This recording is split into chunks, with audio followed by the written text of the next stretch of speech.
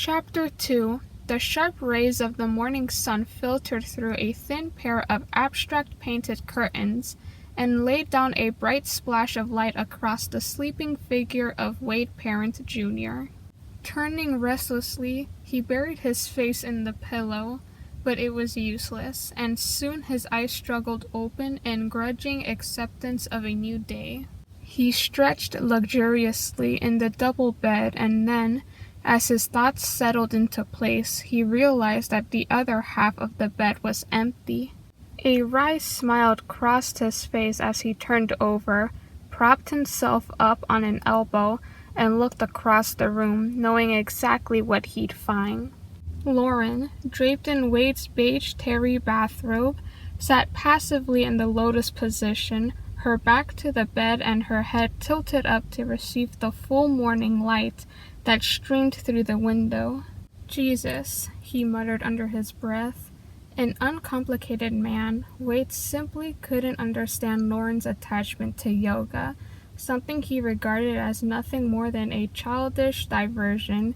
He tried to talk her out of it months ago, but she'd only smile and told him he didn't know what he was missing. The second time he'd brought it up, the conversation had taken a spiritual bent, and that had made him uncomfortable. Certainly he believed in a supreme force, but it was a vague, highly personalized conception, and even though Wade's mother had been a devout Methodist, extremely active in the church functions of the little town of Santa Ynez, it made little difference to Wade whether people referred to their God as Christ, Jehovah, or something else. To him, a person's life was largely of his own making. As a police officer and a police officer's son, he'd seen too many decent people fall on hard times and too many bastards muddle through untouched to believe that there was anything even close to a divine plan. And if there were, then it sure as hell must have been scrapped a very long time ago. People, he reasoned, were here to do the best they could, and that was that. The alarm went off, its shrill message annoying Wade. Lauren, he noticed, didn't so much as flinch at the sudden intrusion. He slapped down the button on the top of the clock, killing the sound. Throwing back the covers, he got out of bed, his tall, lean frame clothed only in rumpled white shorts. He brushed a shock of dark hair from his forehead and walked across the room. Standing behind Lauren, he bent down and kissed the top of her head, then began to massage her shoulders gently with his strong hands. She made no response, and he stopped, exasperated. "Aren't you ever going to give up on this thing?" Her body still remained motionless. Then he slipped the robe from her back and slid his hands across her full, bare breast, keeping it up until the nipples became erect beneath his palms. Leaning back against his legs, she opened her eyes and looked up at him, her softly sensuous features framed by her dark brown hair. "You're interrupting my meditation," she said. "You're damn right I am." He lifted her to her feet, the robe remaining in a heap on the floor. Turning her around, he kissed her, running his fingertips gently along her spine and across the swell of her buttocks. "Know what?" she asked. "What?" "This sure beats the hell out of sitting on the floor." Smiling, he led her to the bed. Bertha Clemens lay in bed, listening to the steady rise and fall of her husband's breathing, feeling the anger and humiliation rise within her as it had done so many times in the past. He treated her like a chattel. She knew that, and the knowledge told her she was just as much to blame for her predicament as Amos was. How many times had she resolved to do something about their farce of a marriage, and how many times had the resolve evaporated in the face of his drunken curses and taunting challenges? There had been a time when she'd had herself convinced that she could handle the situation, that she could give him a certain amount of slack and still make it clear that she had her boundaries of pride, that must not be crossed. But those boundaries had gradually widened until they'd ceased to have any meaning, and little by little she'd been reduced to the level of a spectator watching her own existence. Her life was in motion before her eyes, and she was completely powerless to do anything about it. Indignity had been piled upon indignity, until she found it difficult to remember what it meant to be treated with respect. She'd let it all be done to her, because almost 12 years ago, when she'd felt love for someone else and had been afraid to express it, Amos had come along, brash and forceful, and made everything easy for her, offering her an escape from her self-imposed problems, a welcome relief from the burden of decision. At first she envied his lack of inhibitions, his all-stops-out attack on life. Then she gradually come to realize that it was all a charade, and that he existed behind a mask just as much as she did, but by then it had been too late. This morning, waiting for him to awaken from his alcoholic dreams, her sense of shame gnawing at her with growing intensity, she resolved that somehow, someway, she had to reclaim at least a modicum of her self-respect. Then, in the midst of a mental preview of the ugly scene she knew was sure to take place when she had it out with him, the jarring sound of someone playing a horn invaded the quiet of their cramped bedroom. "Shit," Amos said, squinting through bloodshot eyes. "What the hell's going on?" "Forget about it. I want to talk to you." She stared at the ceiling, afraid to face him. Ignoring her, he looked at the alarm clock. God damn it, I could have slept for another half hour. He jammed his bare feet into a pair of scuffed slippers and headed for the closet to get his robe. Bertha sat on the edge of the bed. "I said I want to talk to you." She flinched as he whirled around. "About what?" he snapped. "About last night." The words came out almost as a plea. "My life is my own, Bertha, understand?" Outside, the notes from the horn continued to fill the air, resolving themselves into a glib, frolicsome tune that lent a tragicomic counterpoint to the argument in the bedroom. "Your life involves me, Amos, and our son. Leave the boy out of it." "How can I? You think he doesn't know what's going on?" "You think I don't know? What am I supposed to do? Sit back and smile while you spend the night with some bar woman?" "Shut up. Just shut up. I'll do as I damn well please, and if you don't like it, you can leave any time you want." Their exchange carried clearly from within the small house. It was followed immediately by the sharp sound of a slap and a woman's cry. "Amos, you do that again and I'll call the police. I mean it." Again the sound of a slap cracked through the air, and Bertha came dashing out of the house, across the porch and down the steps. Amos chased after her, his thin, wiry body moving with vengeful speed. It was only the incongruous sight of a young man sitting across the road, French horn in hand, that brought them both to a momentary stop.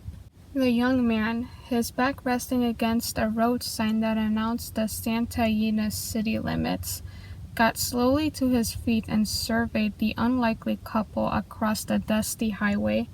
The woman, it was easy to see, had once been attractive, though now her figure was on the plump side.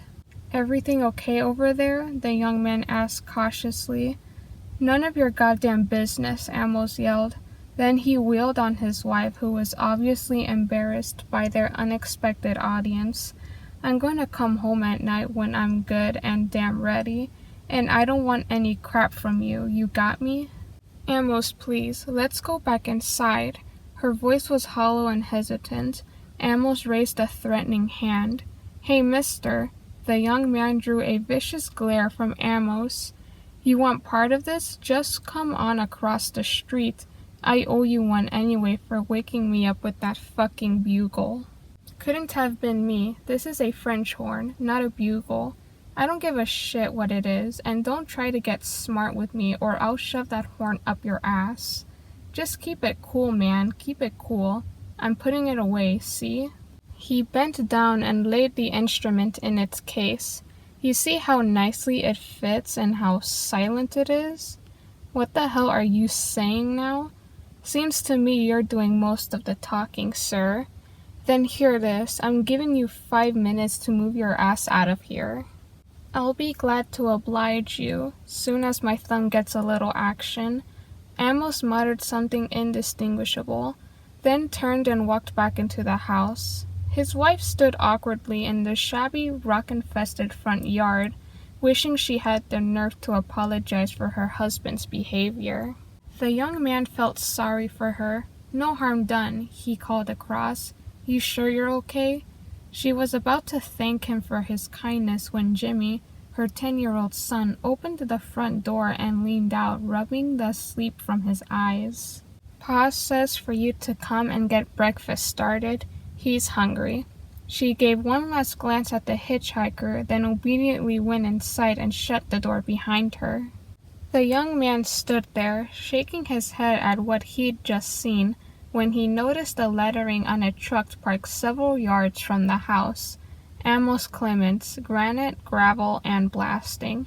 He chuckled to himself. Old Amos certainly had a disposition to match his profession. Determined not to let the incident spoil his day, the hitchhiker prepared himself for travel. Positioning himself beneath the black and white road sign, he looked expectantly down the meager excuse for a highway. After a few minutes of staring into a singularly uninspiring stretch of landscape, he thought he saw something in the far, far distance.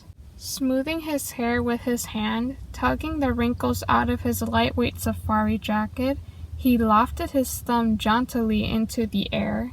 Psyching himself up to a positive attitude, he began to fantasize about the approaching ride, a little routine he often used to bring himself luck.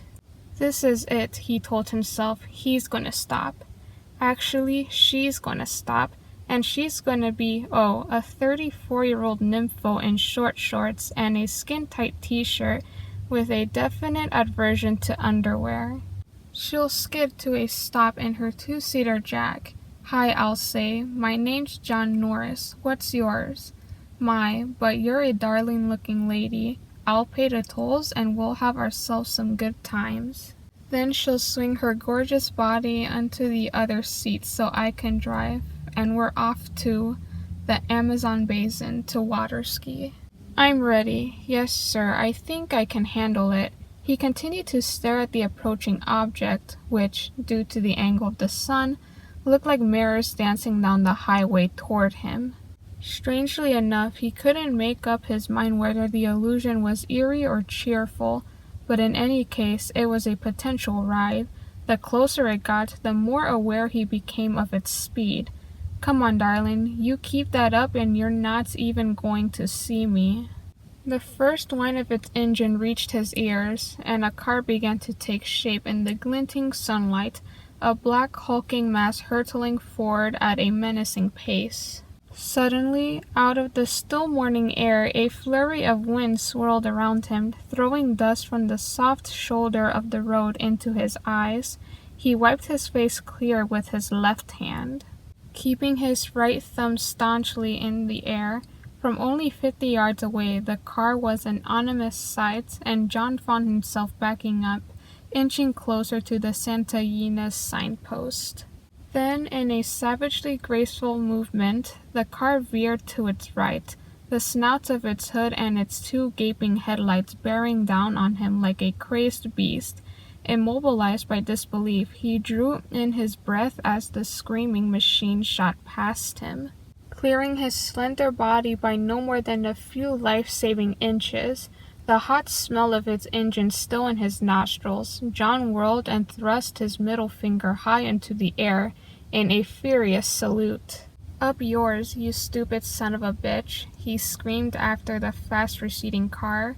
Just as he let his hand drop to his side, he heard the screech of locked brakes, and the car fishtailed to a halt. It sat there for a moment, the engine pulsing steadily. Then it began to slowly back up. John's mouth was dry with anger. If the bastard wanted a fight, that was okay with him, even though he knew he'd probably come out on the short end.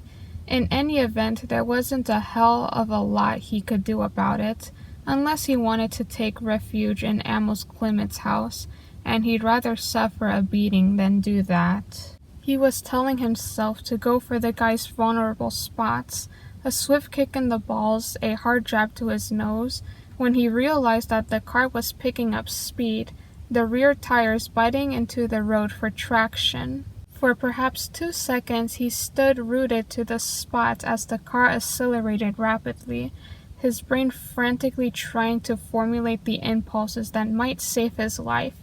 But it was too late. John screamed at the impact. The rear bumper shattered his kneecaps, and an instant later he was flying through the air, his body twisting uncontrollably. Then he was striking the pavement face down, the sound of his splintering jaw, a curious crackle in his ears. He lay there, wondering why he felt no pain. His mind a jumbled circuit of present and past, when he heard the car once again screech to a halt. He managed to roll over on his back, and then, when he saw what was happening, the cry that escaped from his twisted mouth was born of pure, undiluted fear. The black machine rolled forward, its right front tire passing across John's legs at the thighs, bloody pieces of flesh and fragments of bones adhering to the thread. His final scream brought Amos Clemens rushing to his front door. He watched, dumbfounded, as the car rolled back and forth over its victim's body, methodically grinding it into a barely recognizable mass of dirt and pulp. Then it roared off down the highway as a thick cloud of dust settled over what remained of John Norris. Amos gagged, his bile mixing with the taste of the coffee he'd just finished. Then his hand flew to his mouth and he raced for the kitchen sink.